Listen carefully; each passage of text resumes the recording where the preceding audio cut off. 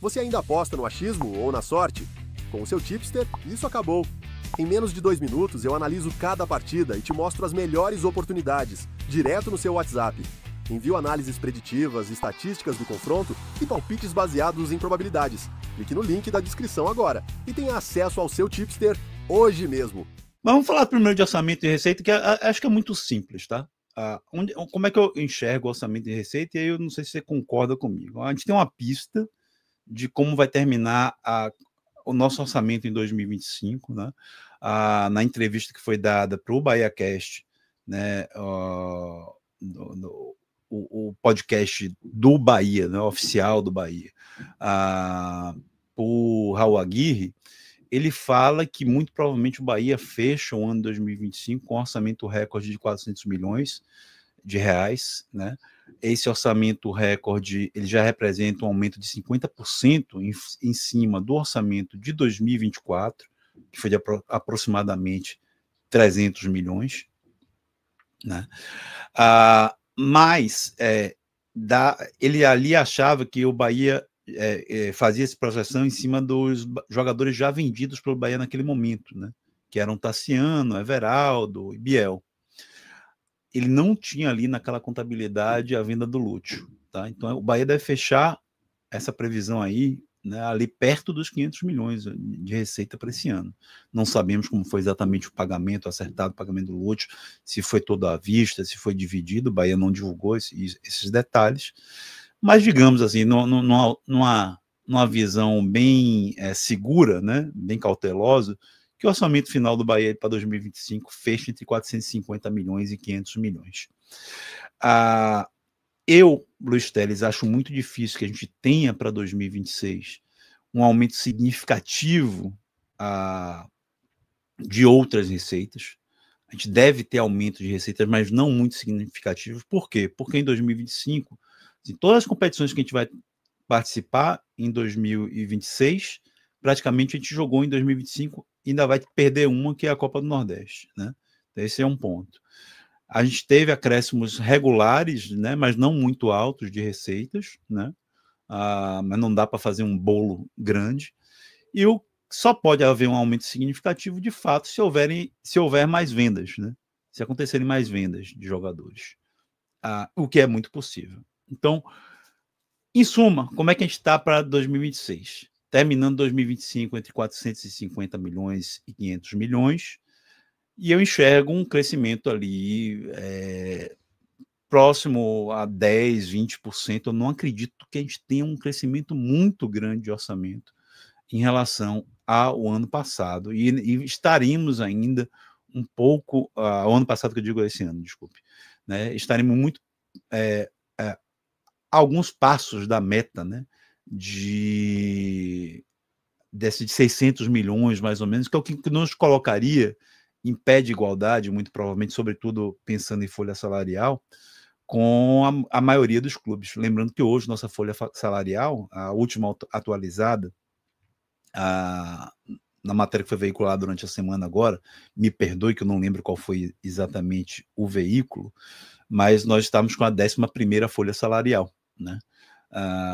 Nós estamos na 5ª posição do Campeonato Brasileiro e não acredito que a gente vai passar a brigar por outro lugar na tabela que não seja esse, tá?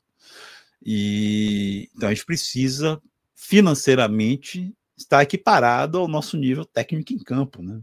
Acho que ou pelo menos uma maneira segura de manter esse nível técnico. Então, sobre 2026, orçamento e receita, essa é a minha visão. Você pensa assim também, Leiro, ou você acredita ver isso de uma maneira diferente? Assim, do ponto de vista frio e calculista, sim, acho que é por aí. Mas eu acho que a gente vai ter receitas aí que vão incrementar esse orçamento, como, por exemplo, venda de atletas por um valor mais alto do que a gente imagina, e também Lúcio Rodrigues, né? Que computa para o ano que vem, provavelmente, não é isso? É um fator que a gente precisa levar em consideração, porque Lúcio foi vendido por 120 milhões. Então, Lúcio, em tese, já entra no orçamento da temporada que vem, em tese, né? Então, eu acho que com as vendas de atletas que pode acontecer, né? Por exemplo, a gente tem aqui, né, uma opinião de que Jean Lucas pode ser a próxima venda. Alguns jogadores que estão valorizados nesse momento no elenco do Bahia, a gente pode ter, né? E jogadores que estão emprestados também, mas que não são tão valorizados assim, mas que se você juntar, né, num bolo só, a gente vai conseguir fazer uma boa grana. Por exemplo, Matheus Bahia, Marcos Felipe, Marcos Vitor, que a gente não sabe se vai ficar ou não, se vai voltar emprestado. Eu trairia de volta, né? Já falando de elenco aí, um pouquinho. Eu trairia de volta, mas... eu trairia de volta, mas assim, tem jogadores que estão emprestados que fazem parte do orçamento e que... Rafael Ratão, né? Um cara que está emprestado, que está muito valorizado no Japão e que deve ser vendido, né? Deve ser negociado em definitivo. Então, se você somar aí Ratão, Marcos Felipe e Matheus Bahia, eu acho que a gente passa com alguma tranquilidade aí de uns 7, 8 milhões de euros, somando os 3 para venda. Até mais. Eu tô falando bem por baixo, né? Vamos supor que a gente consiga 10 milhões de euros nos 3 aí. A gente está falando de 60 milhões de reais, por exemplo, né? Então, acho que são incrementos que a gente pode ter no nosso orçamento para 2026. Claro, depende do mercado, mas... E aí, claro, isso aí... Para existir esse incremento, claro, você consegue projetar se você estiver recebendo sondagens por esses jogadores, se você tem uma noção de quanto eles estão valendo ali pelas sondagens que você recebe, mas você só pode realmente colocar no orçamento se eles forem vendidos efetivamente. Então são situações que a gente precisa esperar para ver o que é que vai acontecer. Mas de uma maneira geral, acho que sim, acho que vai existir um aumento natural, né? As receitas elas devem crescer, né? Acredito eu que o Bahia ainda vai potencializar o setor comercial para 2026. Acho que vão chegar talvez marcas mais robustas de repente, né? Para camisa ou eventualmente para qualquer outro tipo de anúncio, de apresentação no backdrop, alguma coisa assim que possa incrementar essa receita. Mas eu acho que nosso salto de folha salarial não vai ser tão grande assim. Eu até comentei no café de hoje, né, pelo ranking que está sendo comentado nas redes sociais aí, a diferença do Bahia para o Mirassol hoje é menor do que do Bahia para o Palmeiras e Flamengo, por exemplo. Né? Ainda que exista uma diferença razoável, né, segundo essa métrica que está rolando nas redes sociais, o Bahia teria uma folha hoje de 14 milhões, o que representaria algo em torno ali da 11ª colocação no ranking de folhas da Série A. O Mirassol, 4 milhões. Então, nossa diferença para o Mirassol é de 10. Só que nossa diferença com 14 para o Palmeiras é de 12, que o Palmeiras tem uma folha de quase 27 milhões. E para o Flamengo tem uma folha de 36 milhões por mês, né? Que é 10 milhões a mais do que o Palmeiras. Então, a gente tem aí uma diferença de 22 milhões para o Flamengo. Então, a diferença do Bahia para o Palmeiras e para o Flamengo de 12 e 22, respectivamente, é maior do que a diferença do Bahia para o Mirassol, né? Ainda que seja uma diferença ainda bastante significativa, né? 10 milhões de reais é muita coisa por mês. No ano, a gente está falando de 120 milhões. Né? Mas só para a galera ter uma noção um pouco maior de como é que pode se desenhar esse orçamento para o ano que vem. Mas creio eu, Lula, como a gente até abordou, né, em outros programas e já saiu até vídeo no canal, creio eu que já falando de orçamento / janela, né, eu acho que a gente vai ter uma janela bastante desafiadora, né, porque a gente vai ter aí a necessidade de aumentar o nível do elenco, né, ao mesmo tempo que a gente vai precisar se livrar de alguns jogadores que estão aqui, que alguns estão sob contrato, outros estão com o contrato acabando, mas os que estão sob contrato a gente vai ter que buscar alguma alternativa, né, ou seja, dispensar, o que eu acho improvável, porque o Grupo City não tem esse perfil, né, de dispensa. Eles normalmente acham um empréstimo com opção de compra, eles buscam realocar, né, o jogador em algum outro lugar para ver se o jogador consegue se recuperar, como é o caso do Vitor Hugo, por exemplo, né, que está se recuperando no Atlético Mineiro. Então, acho que vai ser esse final de ano, por mais que a gente, né, vai entrar de férias aí em dezembro, início de janeiro, até a volta dos campeonatos baiano e brasileiro, com o novo calendário, mas eu acho que vai ser um final de ano bastante movimentado em relação a essas questões. Né? Eu acho que a janela vai ser muito movimentada, muitas saídas, eu creio pelo menos umas 5 ou 6 saídas no alto elenco do Bahia, né? Alguns retornos de empréstimo, enfim. Vamos deixar para falar isso em elenco, mas eu acho que isso tudo está, querendo ou não, conectado também com a questão orçamentária. Claro, com certeza está conectado. É isso aí. Terminado o primeiro tópico, a gente ainda vai voltar a ele porque tem alguns comentários aqui. Mas eu queria dar uma passagem rápida aqui nos comentários. Primeiro, agradecer Eduardo Lopes, que eu não sei se é novo membro ou se ele renovou, mas de qualquer maneira está lá agora como Leste Cara no Sol.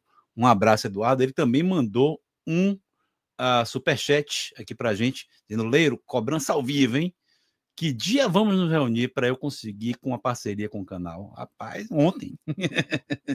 Olha lá a cobrança ao vivo.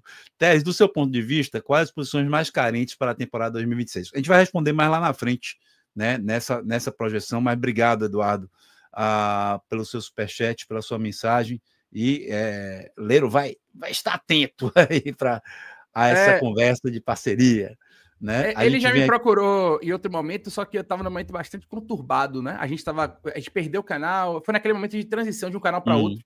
E aí eu não consegui sentar para poder conversar com ele, né? Com tranquilidade, para ver qual era o tipo de parceria que ele queria fazer e tal. Se eu não me engano, acho que ele trabalha em alguma empresa de alguma coisa de energia, alguma coisa assim, enfim. Então a gente vai conversar, a gente vai bater um papo, me mande uma mensagem no WhatsApp aí pra gente poder marcar. De preferência, se possível for, para facilitar minha vida, uma chamada de vídeo. Acho que é melhor do que marcar presencial, velho, porque minha vida é bastante corrida e eu moro longe do centro, né? Então, para melhorar facilitar minha vida e também, querendo ou não, né, para facilitar a nossa presença, porque eu e Lula Teles, a gente tem às vezes horários distintos e tal, então para que os dois estejam juntos ali, é melhor que seja virtual. Velho. Aí a gente pode fazer um primeiro papo virtual, encaminhando, a gente pode marcar depois um segundo encontro presencial, se necessário for. Mas é isso. Estamos à disposição. E também você tem o contato dele, né, Leiro? E aí você acrescenta. Ele já é membro do canal, ele renovou. Ele já está lá no chat, no nosso grupo de WhatsApp. Ah, beleza. Tá, maravilha. Já. Maravilha, então. Aí tem mais gente aqui, eu queria dar um abraço, todo mundo tá mandando mensagem, tá? A gente não vai conseguir ler todas, mas Sérgio Torres colocou aqui, o foco do Bahia em fortalecer o elenco, né? Para 2026, acho que o foco é voltar a elevar o nível do time titular, concordo. A gente vai falar mais sobre isso mais na frente, adianto para você que concordo, né? Acho que esse ano a gente elevou muito o nível do time reserva, né? Assim, ou da rotação, não é nem reserva, mas da rotação.